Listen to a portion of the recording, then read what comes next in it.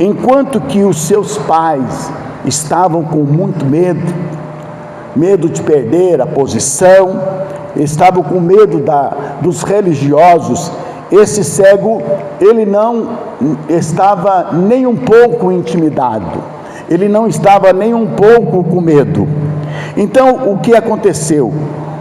Os fariseus chamaram o cego pela segunda vez, e foi então que esse cego começa a expor a sua sabedoria ao defender Jesus. E aqueles homens chamaram aquele cego e disseram: dá glória a Deus, porque nós sabemos que esse Jesus aí é um homem pecador.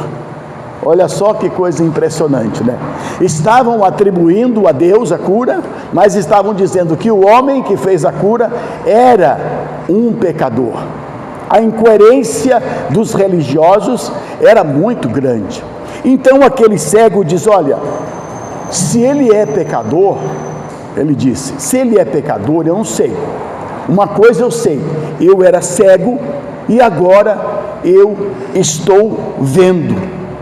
E aí os homens perguntaram para ele assim: escuta, fala para nós de novo aqui, o que ele fez para abrir os seus olhos? Como que ele abriu os seus olhos? E aí o cego disse: por que vocês querem saber de novo? Eu já falei para vocês como ele fez. Por que vocês querem saber? Vocês porventura estão querendo também se tornar seus discípulos? E eles então o injuriaram, indignados, disseram: discípulo dele sejas tu, nós somos discípulos de Moisés. Nós sabemos que Deus falou a Moisés, mas a este homem aí nós não sabemos quem ele é, nem quem falou com ele. E aí o cego então, irmãos, começa a dizer: olha, nisto está a maravilha, vocês não sabem de onde ele é, e contudo ele me abriu os olhos. Olha, nós sabemos que Deus não ouve a pecadores. Olha só o cego falando para os religiosos: olha, nós sabemos que Deus não ouve a pecadores, mas se alguém faz a sua vontade e obedece a sua palavra, ele realmente ouve. Nós sabemos que desde o princípio do mundo, nós não ouvimos falar que alguma pessoa tenha aberto os olhos a um cego de nascença. Se esse homem aí fosse pecador, ele não poderia ter feito este sinal. Se Jesus fosse um homem pecador, não poderia ter feito este sinal. E aqui as autoridades ficaram enraivecidas e disseram: você, nascido todo em pecados, vem nos ensinar a nós. E o expulsaram. Veja, meus prezados, que este homem ali estava diante das autoridades, ensinando, mostrando para eles que aquilo que Jesus fez não era um ato, não era uma obra de um homem pecador, mas que era realmente de um homem de Deus, de um homem temente a Deus. E nós sabemos, meus prezados, que este homem aqui, ele estava preparado com uma sabedoria que não era uma sabedoria que ele aprendeu na escola, que ele aprendeu com os livros, porque ele era cego. Ele era um homem, meus prezados, que era colocado lá naquele lugar para pedir esmolas, e ele estava sempre com os seus ouvidos aguçados, porque uma pessoa que não enxerga, os seus sentidos, os seus ouvidos, eles ficam mais aguçados, e ele ouve mais do que nós que às vezes enxergamos. Sabia disso? Eles ouvem mais, eles prestam certos barulhos, certas coisas, eles prestam mais atenção. Então esta sabedoria que esse homem recebeu, meus prezados, foi dele estar lá assentado e muitas vezes ouvir o comentário das pessoas que talvez estivessem ao seu lado e falassem as coisas. E todos os dias aquele homem adquiria um certo conhecimento, e aquilo foi dando a ele sabedoria. E agora, neste momento aqui, ele estava preparado para defender ao Senhor Jesus Cristo. Prezados, nós sabemos que nós também precisamos estar preparados, né? Muitas vezes, pessoas ao nosso lado podem às vezes estar falando contra Deus ou contra a nossa fé, mas nós precisamos estar preparados.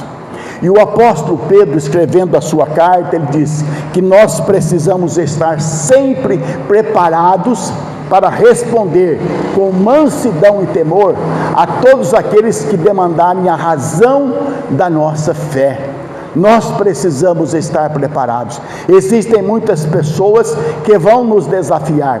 Existem muitas pessoas que, envoltos na sabedoria deste mundo, vão às vezes querer nos confrontar, mas nós precisamos ter sabedoria de Deus para poder responder a essas pessoas.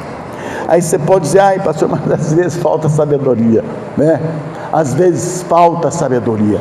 E o que o apóstolo Tiago diz, que se nós temos falta de sabedoria, nós precisamos pedir a Deus, pedir ao Senhor a sabedoria, porque estudar, ter conhecimento não é sabedoria, é conhecimento. Sabedoria, ela vem de Deus, e nós precisamos, meus prezados, pedir ao Senhor sabedoria, como este cego aqui. Ele teve não somente coragem, mas ele teve também sabedoria para falar aquilo que precisava ser falado naquele momento para aquelas autoridades. Nós vemos na Bíblia, meus prezados, quando Salomão, ele subiu ao trono como descendente do seu pai Davi, e ele era ainda um jovem, se eu não me engano, uns 22 anos, né, pastor? Uns 20 e poucos anos de idade. Era um jovem ainda, e a Bíblia diz que depois que ele foi empossado no trono, ele foi até Gibeon para oferecer sacrifícios a Deus, e a Bíblia diz que ele ofereceu 1000 sacrifícios. Exagerou, né? Porque a Bíblia sempre diz que Deus não pede sacrifícios, mas Ele pede um coração quebrantado. E à noite a palavra diz que ele teve um sonho. Salomão teve um sonho, estava lá no alto de Gibeon, e ele teve um sonho, e Deus se apresentou a ele naquele sonho e perguntou para ele: pede-me o que queres que eu te darei. Que maravilha, né, irmãos? Deus chegar diante de uma pessoa. Mas Deus conhecia o coração de Salomão, sabia que ele tinha um certo temor, ele sentia, Deus percebia, Deus via que Salomão estava precisando realmente da ajuda de Deus. E aí Deus então falou para ele: pede-me o que queres. E a Bíblia diz que Salomão, depois de ter feito uma narrativa sobre o reinado de seu pai, sobre o seu pai, ele pediu a Deus o quê? Sabedoria. Pediu a Deus: Senhor, dá-me sabedoria para eu poder entrar e sair diante deste povo. Eu me sinto frágil, eu me sinto fraco, eu me sinto necessitado de ter sabedoria, então dá-me sabedoria. E a palavra de Deus diz, meus prezados, que Deus se agradou do pedido de Salomão.